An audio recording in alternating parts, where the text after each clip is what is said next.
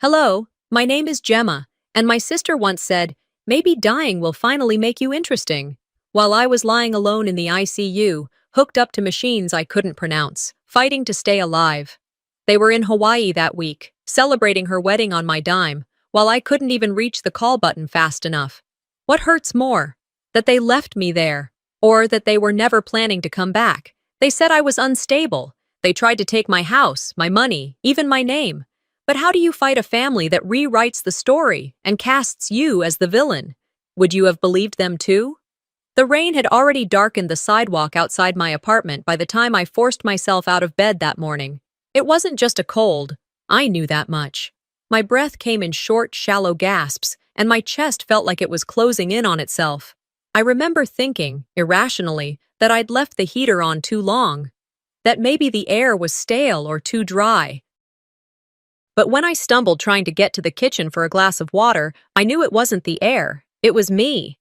The EMTs told me later I was lucky. Pneumonia had turned septic, and if I had waited even a few more hours, I might not have made it through the night. They said it like I should have felt fortunate, but lying alone in that white, sterile ICU room, wires snaking from my arms, machines beeping out rhythms my body couldn't keep on its own. I didn't feel lucky. I felt abandoned. There was a pattern to it, a familiar rhythm of being overlooked, talked over, brushed aside like dust on a windowsill. Callista, my sister, had always been the golden one.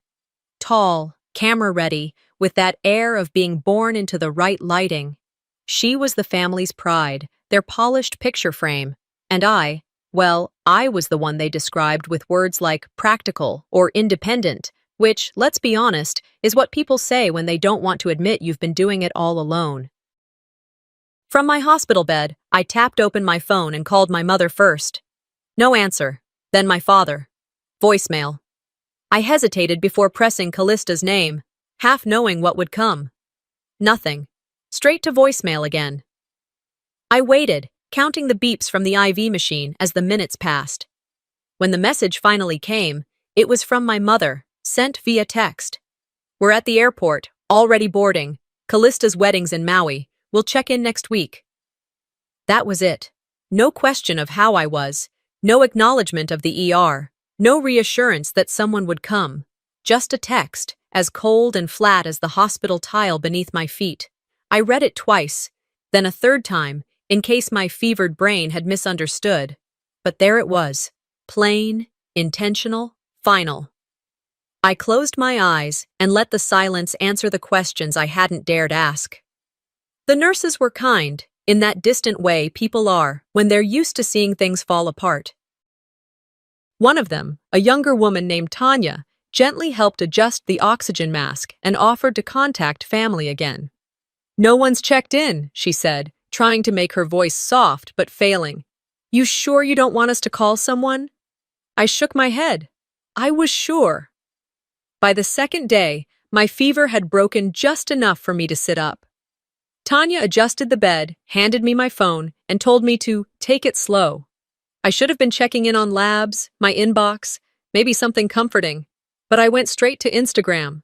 Some reflex I couldn't explain. Maybe I was looking for a reason, or an explanation. Instead, I found the real.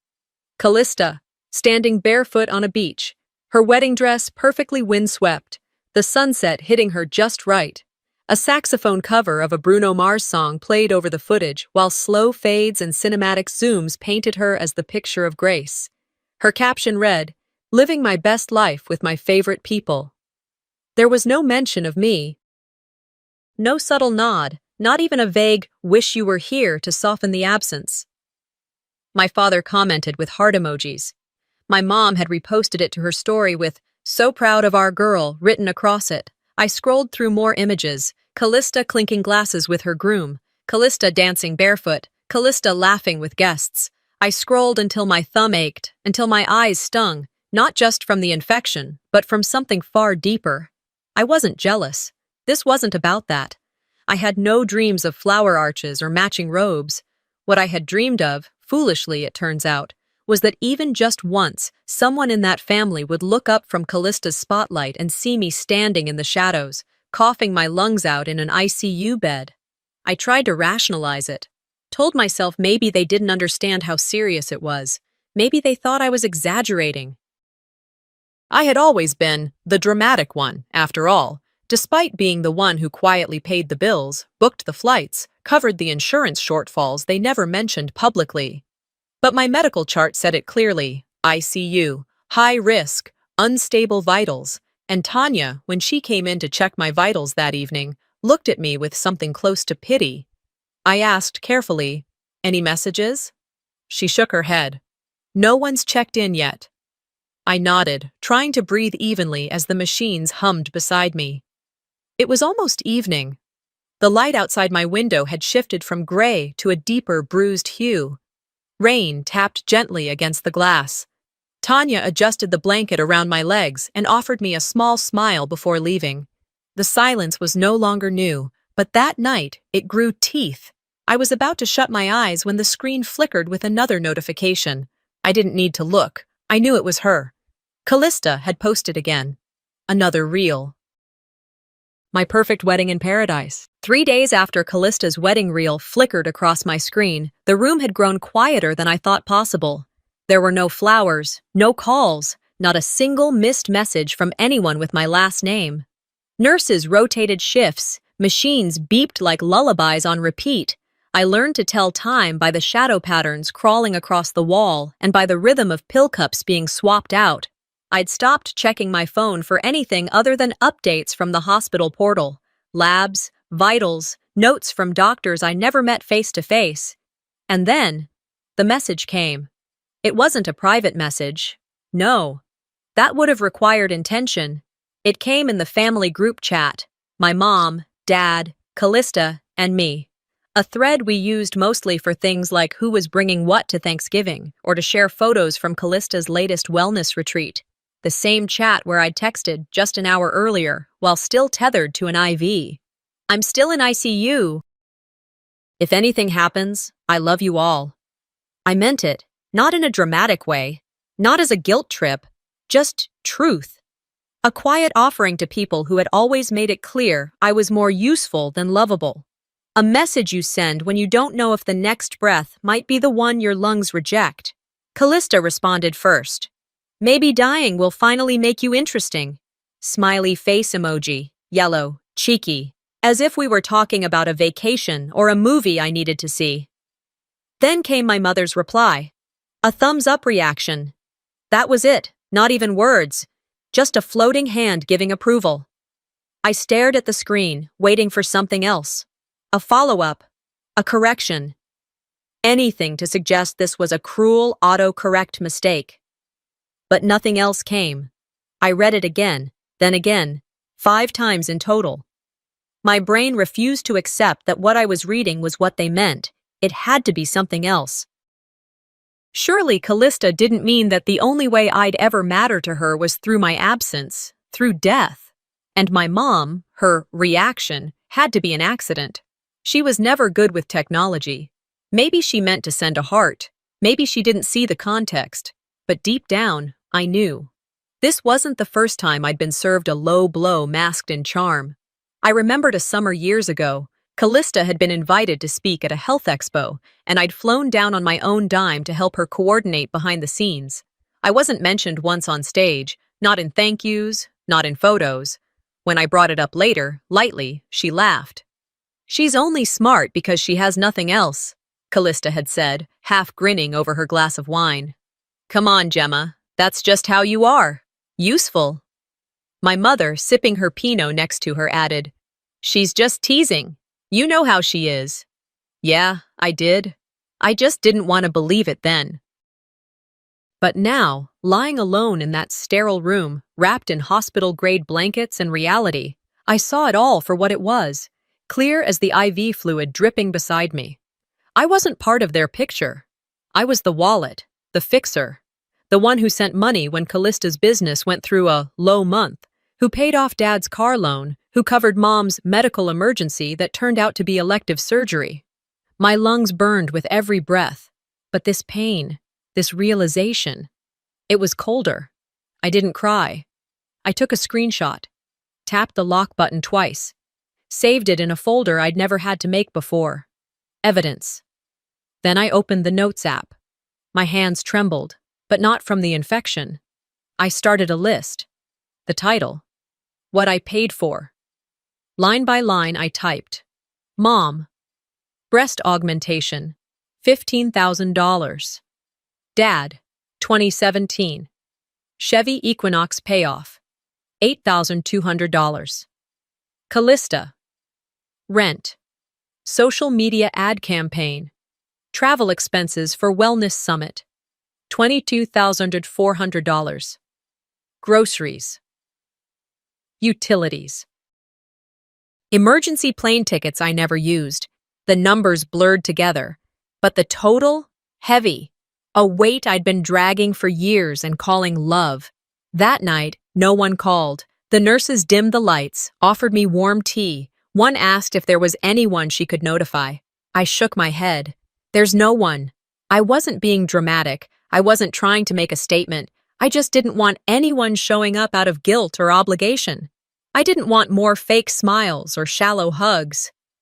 Before falling asleep, I messaged Luna, my financial advisor.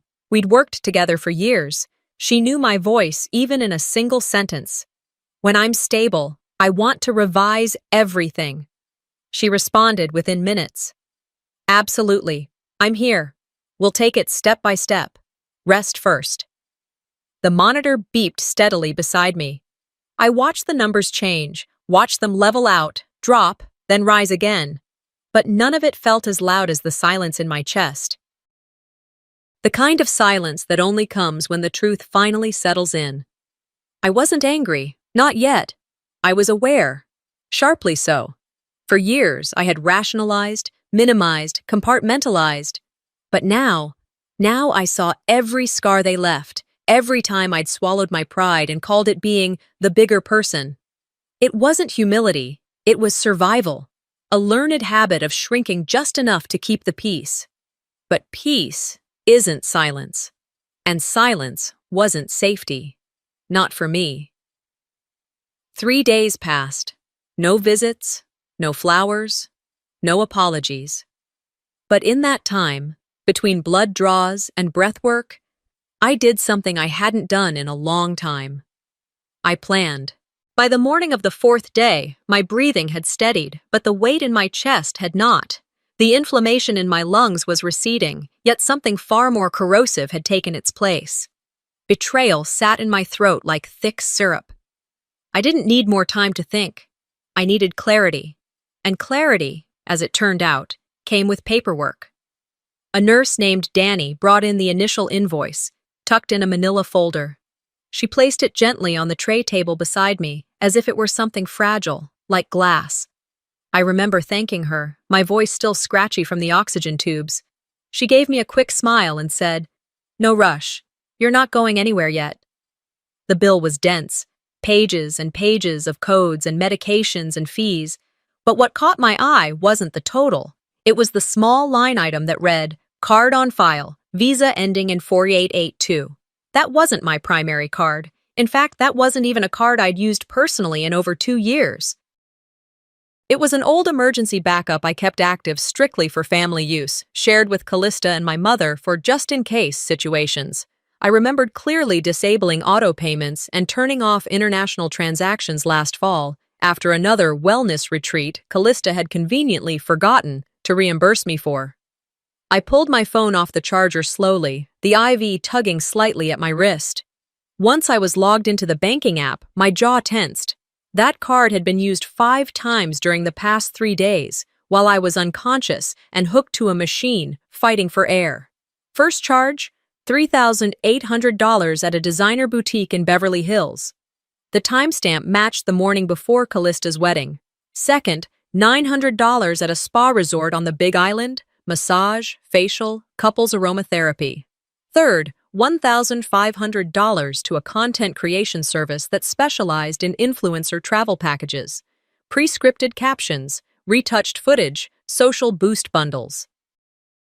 I recognized the name instantly. It had been tagged in Callista's perfect wedding post. The final 2 charges were smaller, but no less galling. a luxury nail salon in Honolulu, and a private driver's retainer.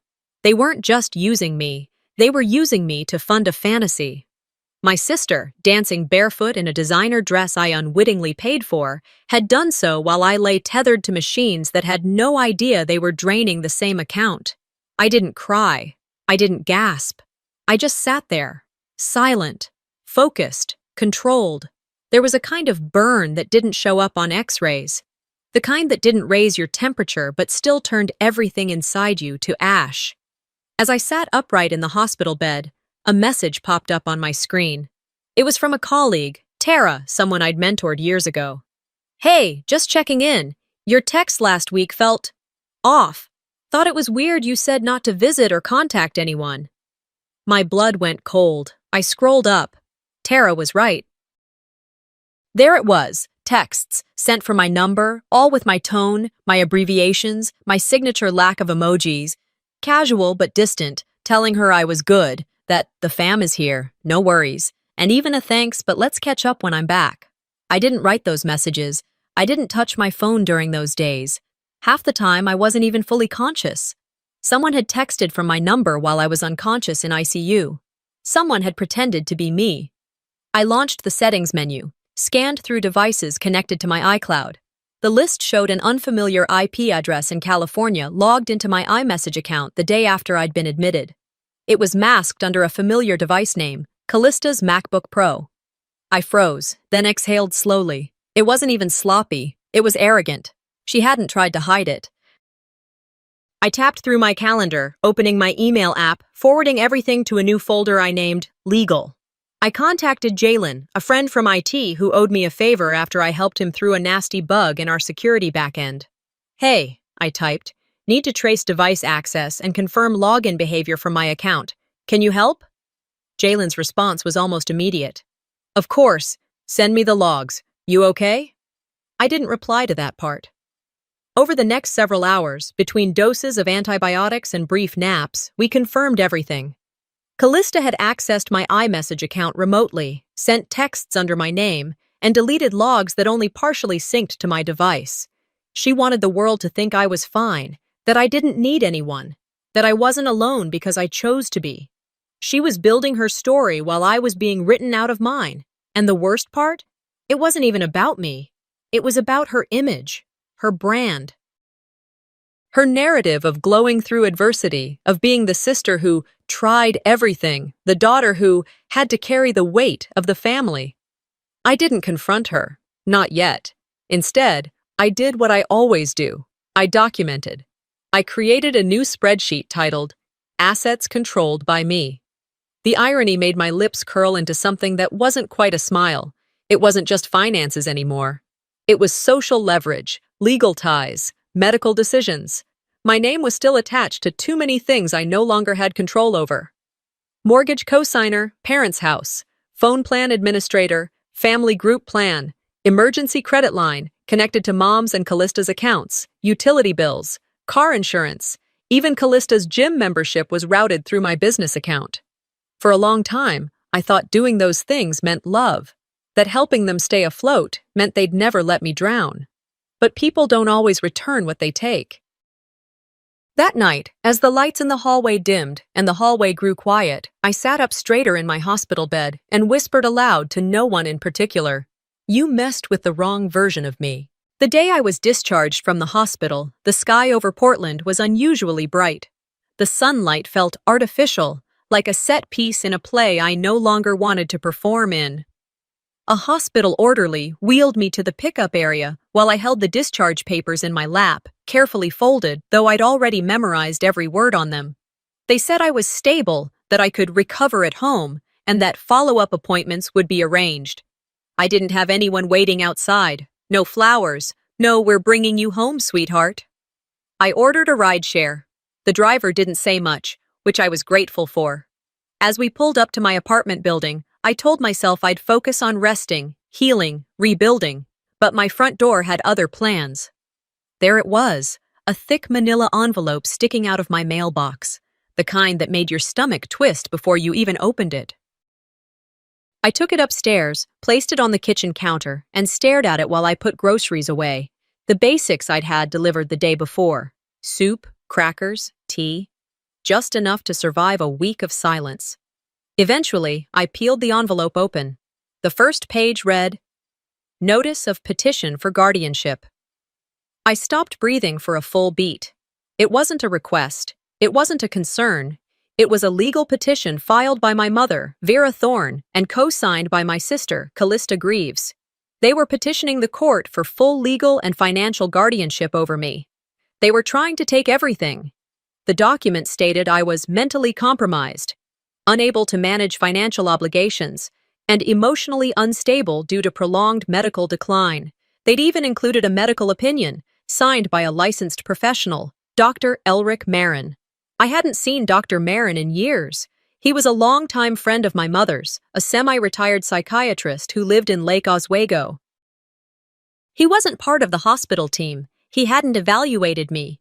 And yet, his name was there, neatly printed, with a signature below it. I flipped the page again. Subject displays obsession with familial control, shows signs of paranoia regarding financial transactions, and demonstrates delusional interpretation of family dynamics. Delusional, paranoid, obsessed.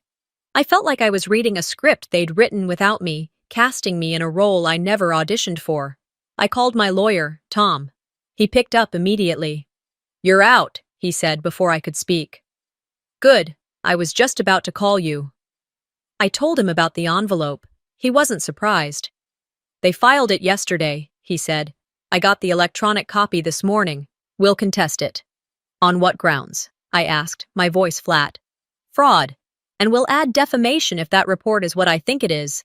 He didn't ask if I was okay. He didn't coddle. That was why I hired him. "Do you want to come in today?" he asked. "No," I said. "Schedule it. I'll be there tomorrow." After the call, I sent a single message to Luna, my financial advisor. "They're making their move." She replied in under a minute. "They didn't expect you to wake up." No, they didn't. They were building a future where I didn't exist. Just my money. Just my name on the account. My signature on the dotted line. I was supposed to slip away quietly, conveniently, while they narrated their version of loss, grief, sacrifice. Instead, I got up. The next morning, I made my way to Tom's office. Slow steps, still recovering, but each one more grounded than I'd felt in weeks. He met me in the conference room with a pot of coffee and a folder the size of a college thesis. Luna joined via video call. Her screen showed spreadsheets, flagged transactions, and emails with timelines that told a story far more honest than any handwritten affidavit ever could. Callista had started draining my emergency fund before I was admitted. She'd rerouted payments from the family phone plan to a different account, one under her fiancé's name. My mother had scheduled the initial consultation with Dr. Marin days before I collapsed. This wasn't spontaneous. This was a campaign. "We'll need to respond within 10 days, Tom said. "And if you're willing, we can push for a countersuit." "For what?" I asked, even though I knew. "Fraud, misrepresentation, intentional emotional distress." I nodded. "Do it." That evening, just as I was settling in on the couch with my heating pad and herbal tea, there was a knock on the door.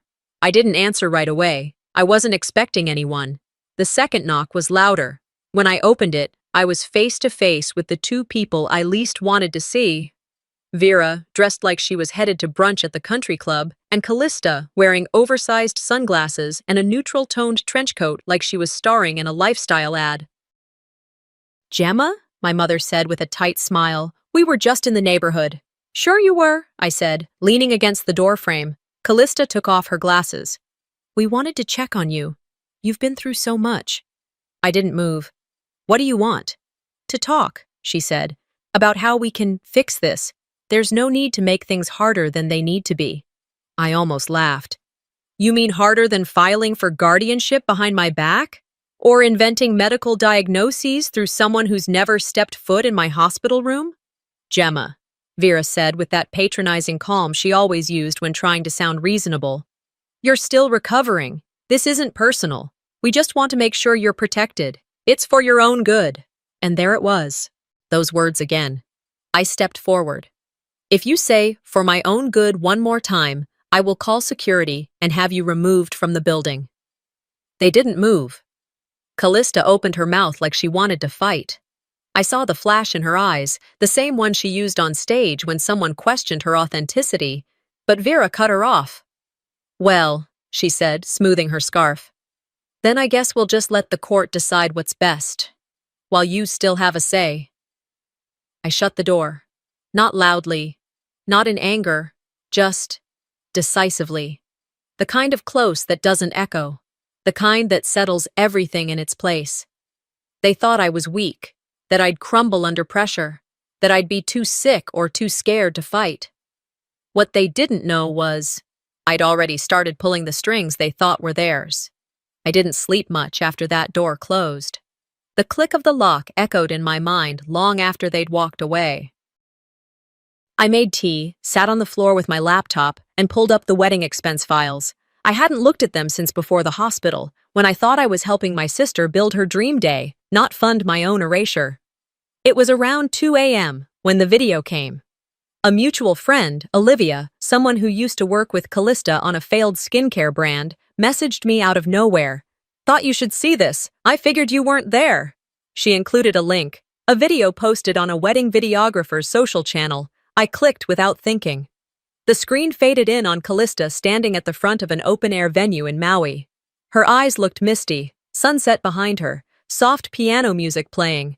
It was professionally lit, color-graded and edited like a short film. Then she spoke. My little sister couldn't be here today, she said, voice trembling, but I know she's watching over us in spirit. There was a collective awe from the guests. The camera panned to people dabbing their eyes. Her new husband squeezed her hand. She went on. Gemma has always been a guiding light in my life. Her quiet strength, her generosity, it's something I carry in my heart every day.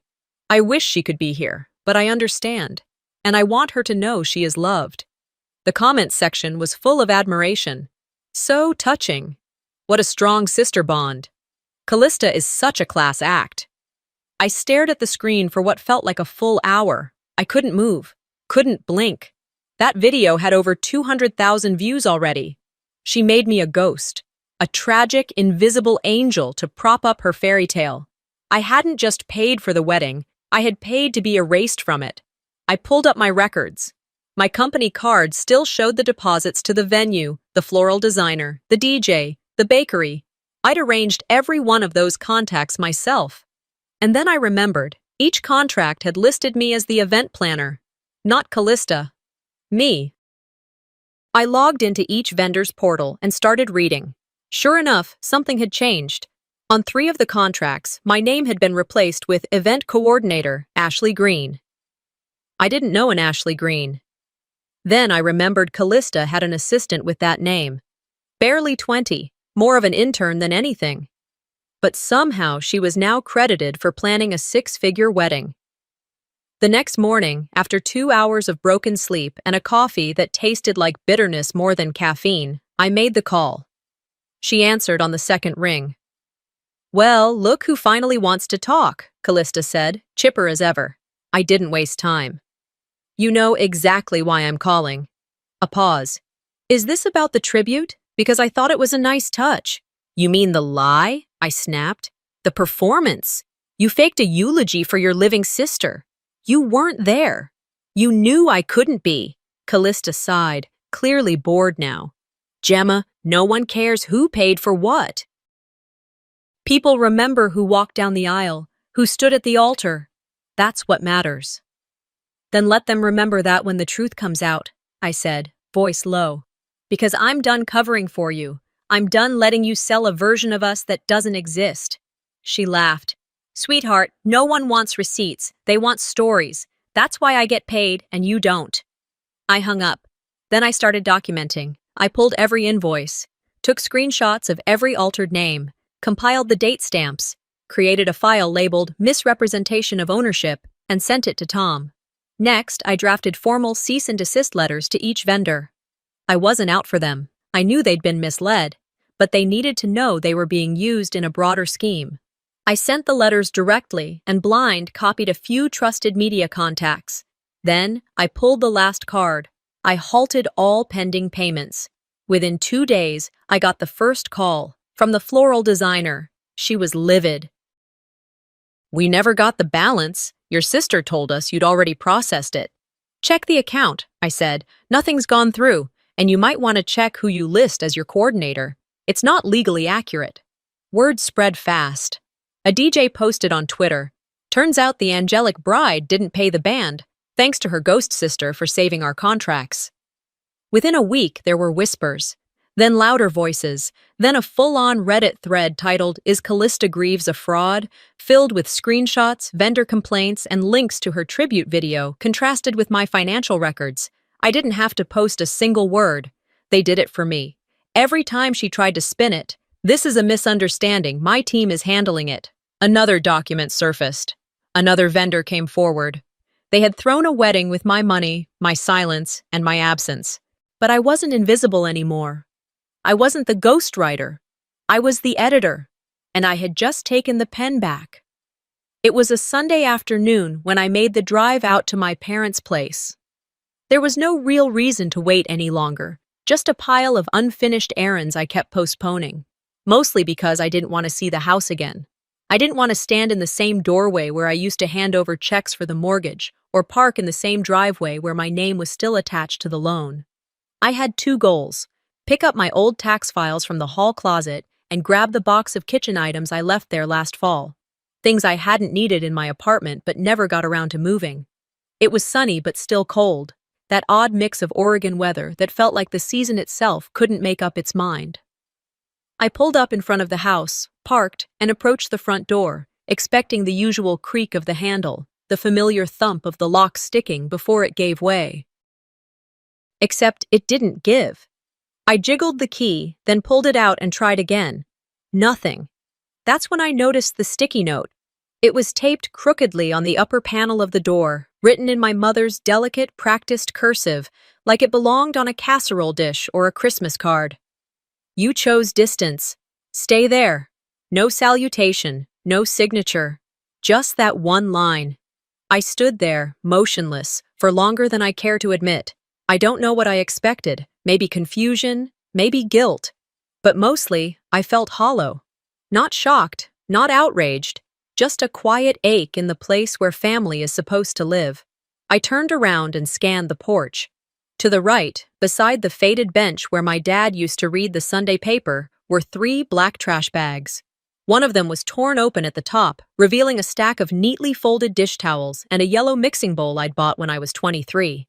My belongings, bagged and waiting like expired groceries. I sat down on the front step and took a slow, deep breath, the kind of breath they'd taught me to take in the hospital to keep my lungs open. Then I pulled out my checkbook. It had been a while since I'd written one. Most things were digital now, but this moment demanded paper, ink, proof. I wrote out a check for $1. In the memo line, I scrawled, "For everything you never paid me back for."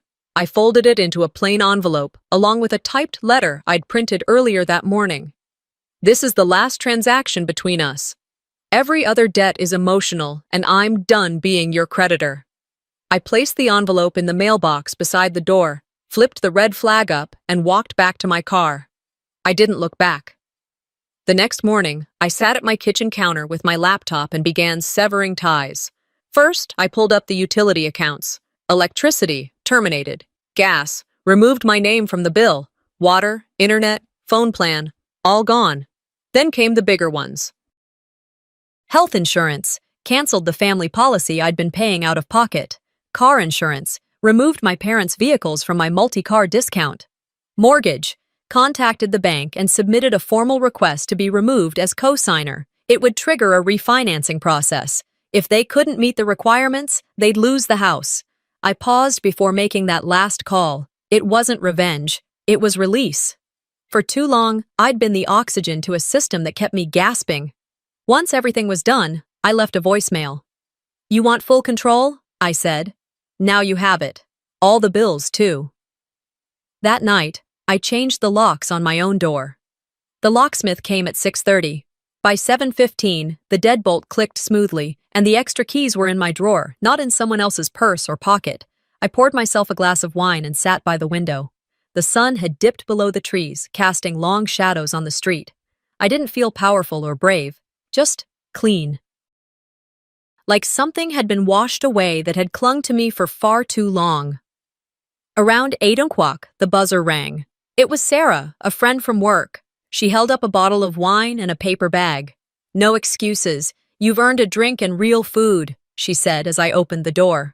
We sat on the floor and ate Thai takeout with plastic forks. She didn't ask questions. She didn't offer advice. She just passed the soy sauce when I reached for it. Before she left, she handed me a card. Inside was a note written in purple ink. "You are not alone anymore." It was simple, not poetic, but it landed. I hadn't told her about the note on the door, or the trash bags, or the check.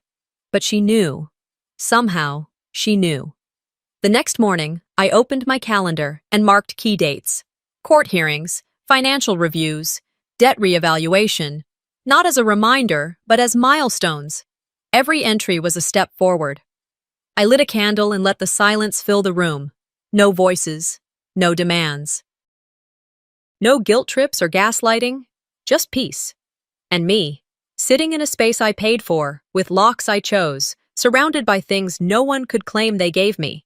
I used to write checks to keep the peace, begging with money, bargaining with silence. Now I wrote my name on the walls they thought would never belong to me. The shift was almost too predictable. I'd barely started reclaiming my name before they decided to hijack the narrative. That's how it always went, didn't it? The moment you stop apologizing for existing, the world that benefited from your silence accuses you of shouting. It began with a message from a former coworker. "Hey Gemma, just checking in. I saw something online. Are you okay?" Another ping followed. Then 3 more. "Have you read the interview?" "Wow, didn't expect to see you in headlines." "Callista's blog feature is trending. You might want to look." I didn't want to look, but I did. The article was hosted on a popular lifestyle site, one Callista had guest written for before. This one was titled, "My Sister's Mental Breakdown and Why I Had to Protect Our Parents." My stomach clenched before I even scrolled past the headline. Callista, in her signature style, opened with a photo of herself in soft lighting, framed by flowers and glowing in faux humility. The article read like a diary entry soaked in public relations gloss. "She used to be so bright." But over time, something changed. She started accusing us of stealing, of lying, even of wishing her harm. She pushed everyone away, insisted on control over everything, even our family's finances. She wasn't always like this, but sometimes, the mind plays tricks when pain is left unchecked. And then, the quote from my mother. "It's heartbreaking to see her destroy everything we built for her. We just want her back." What had they built for me? A lifetime of being useful, but never celebrated. Of funding their comfort while swallowing their condescension? The worst part wasn't the lies. It was the fact that they knew exactly which truths to twist. The story was going viral, fast. By the next morning, the blog's comment section was closed, but the screenshots had already spread. I started getting tagged on Facebook. A few acquaintances messaged me directly, not to pry, but to say they'd seen it, that they were sorry, that they didn't believe it. Not really. Still, the whispers had begun. 2 days later, Callista went live. A curated backdrop, fresh-cut peonies, golden hour lighting, a cup of untouched tea beside her. She looked appropriately tired, as if she'd been carrying this pain for too long. "I just want to say thank you to everyone who's reached out," she began. "This wasn't easy to share, but I felt I had to speak up, not to blame, but to help." Her voice cracked, perfectly timed. "We've tried everything, therapy, patience, space, but sometimes love isn't enough. And when someone refuses to get help, the family suffers in silence." I sat on my couch, phone in hand, watching her reel in sympathy like it was her birthright. "We still love her," she continued. "Of course we do, but you can't help someone who doesn't want to be helped." And that's when it happened. The chat, once full of hearts and encouragement, began to shift. A comment appeared. "Didn't you post beach selfies while your sister was in the ICU?" Another one followed. Screenshots say otherwise. Then another. That maybe dying message wasn't photoshopped, Callista. We all saw it. I watched the screen as the momentum flipped. More users dropped receipts, old posts, deleted tweets, comments from my page, side-by-side comparisons of Callista's story with actual timelines. One person uploaded the vacation reel, captioned, "Living my best life with my favorite people," posted 2 hours after my ICU admission timestamp. And then the hashtag started trending. Hashtag Justice for Gemma. Brands began pulling back. A small skincare company she endorsed released a statement distancing themselves from unverified narratives causing community distress. A major supplement line removed her image from their Instagram feed. The influencer house she occasionally collaborated with. They unfollowed her quietly, then publicly backed a wellness creator who made a video titled, "What Happens When Healing Hurts Someone Else." One of the wedding vendors she stiffed tweeted, "Turns out the quiet sister was the strong one all along." I didn't have to say a word. Vera tried next. She released a statement through some community church bulletin board, just vague enough to sound spiritual, just sharp enough to imply victimhood.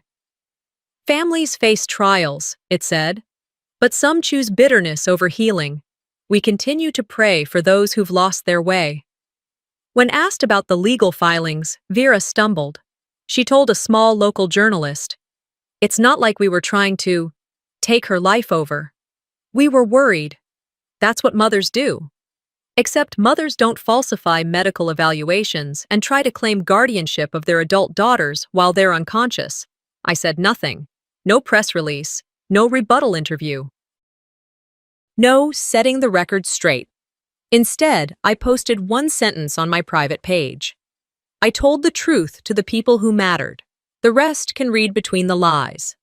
It wasn't poetic. It wasn't viral ready. But it was mine. Within an hour, friends shared it. Co-workers reshared.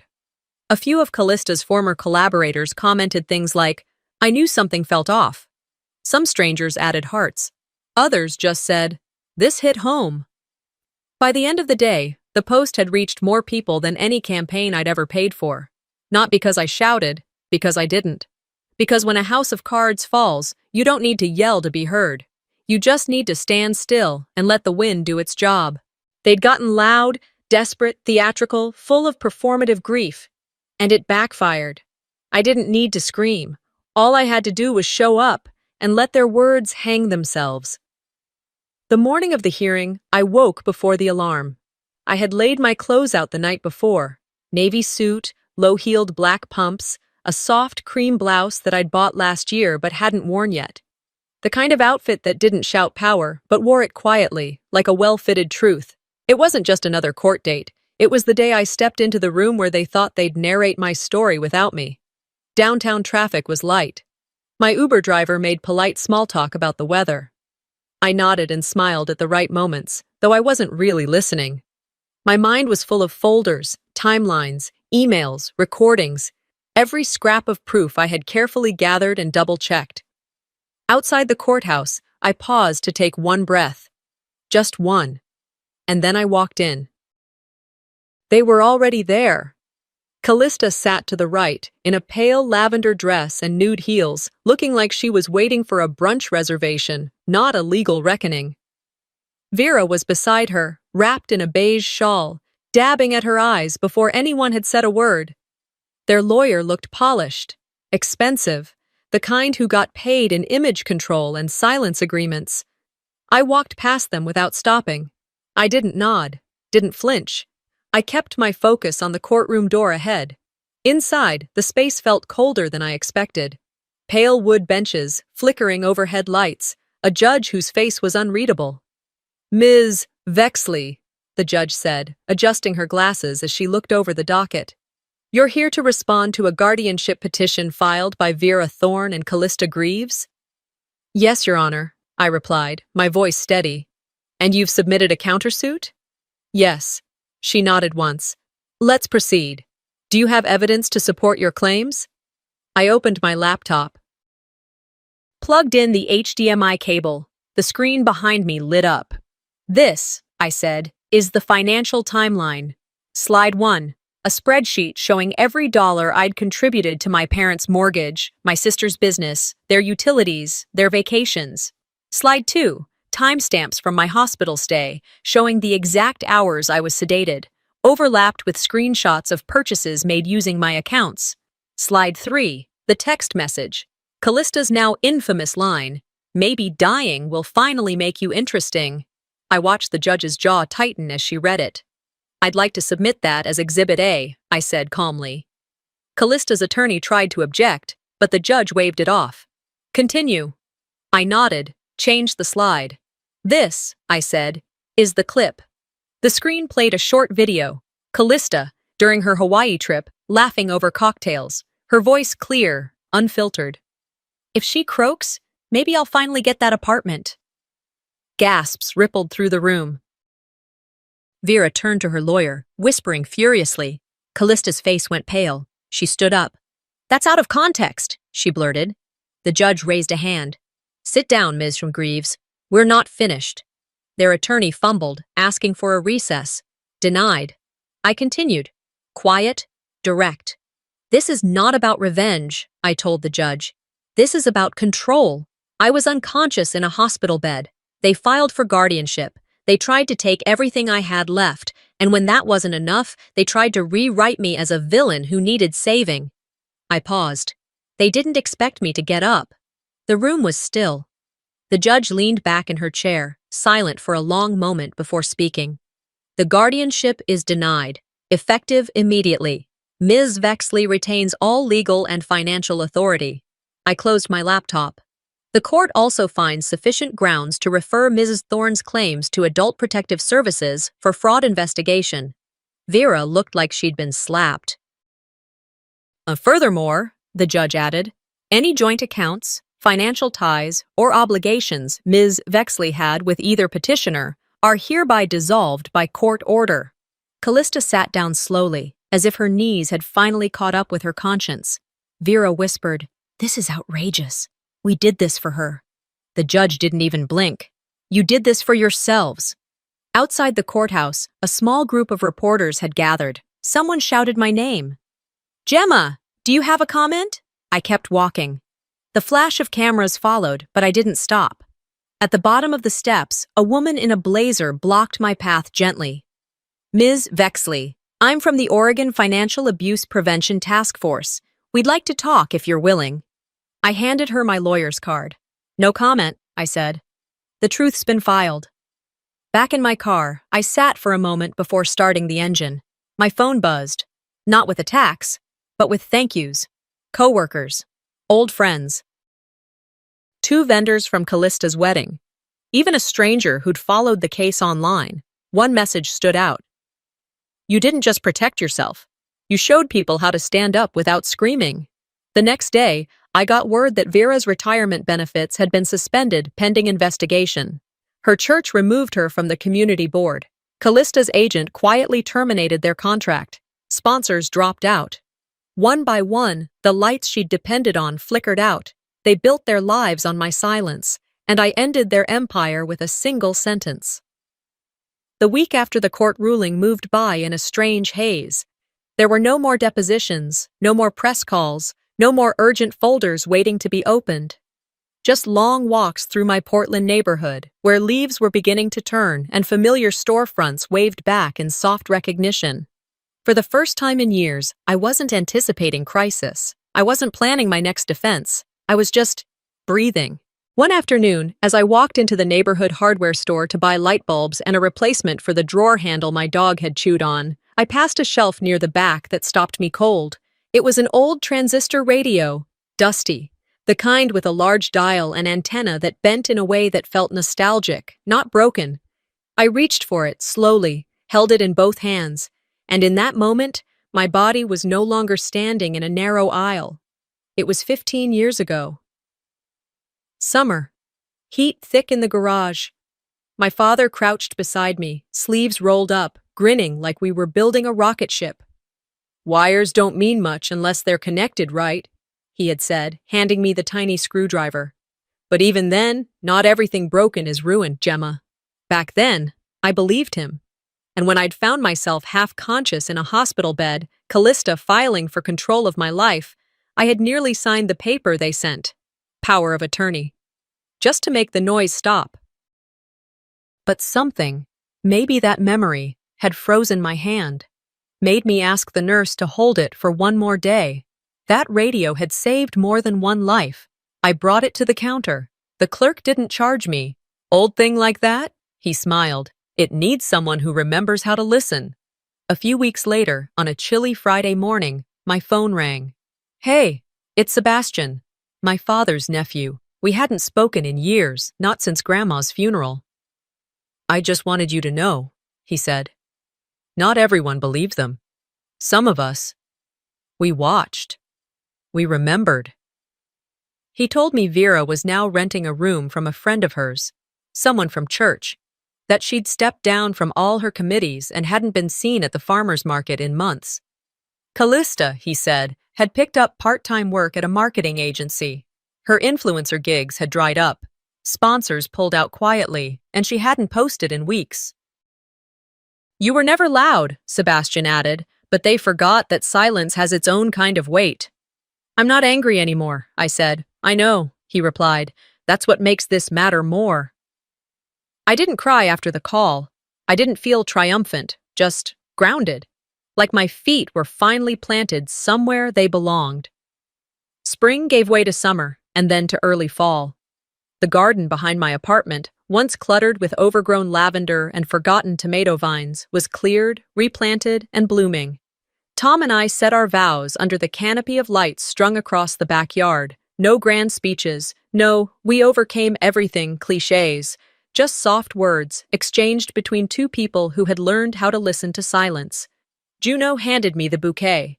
Tom's mother buttoned the back of my dress, her fingers steady and warm. A neighbor brought pie. Another brought extra chairs. One of my coworkers offered to take photos, refusing payment. As the sun dipped and laughter swelled under twinkling lights, I whispered to myself, this is what family actually feels like. No conditions, no currency, just care. Weeks later, I found a letter in my mailbox. No return address, but the handwriting was unmistakable. It was from Callista, not an apology, a plea. Can we talk? I'm lost. No specifics, no acknowledgement of what she'd done, just a thin thread dangling in a sea of everything she had cut. I stood at my kitchen counter with the envelope still open in my hand. For a moment, I considered replying. Instead, I folded the letter carefully, walked it over to my desk, and slid it into the bottom drawer. No anger, no judgment, just a decision. That night, I opened my laptop and pulled up a draft I'd been working on, a blog post I hadn't shared yet. Title: When Blood Is Not Bond, Choosing to Stay Whole. It started with the line, I stopped measuring love by DNA when I realized harm didn't need to be a stranger to be real. I closed the lid gently. I'd carried a lot of things in this life, burdens dressed as duty, silence disguised as peace. But now I was choosing differently. I don't want revenge anymore. I want joy. And that's the only thing they truly never gave me. But I've now given myself. In life, not all betrayals come from strangers. Some wear the face of family. Sometimes, choosing peace means walking away from those who expect your silence to fund their comfort. What would you do if the people closest to you tried to rewrite your story?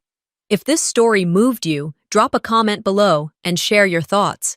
Would you have walked away or fought back? Don't forget to subscribe for more powerful true stories just like this one.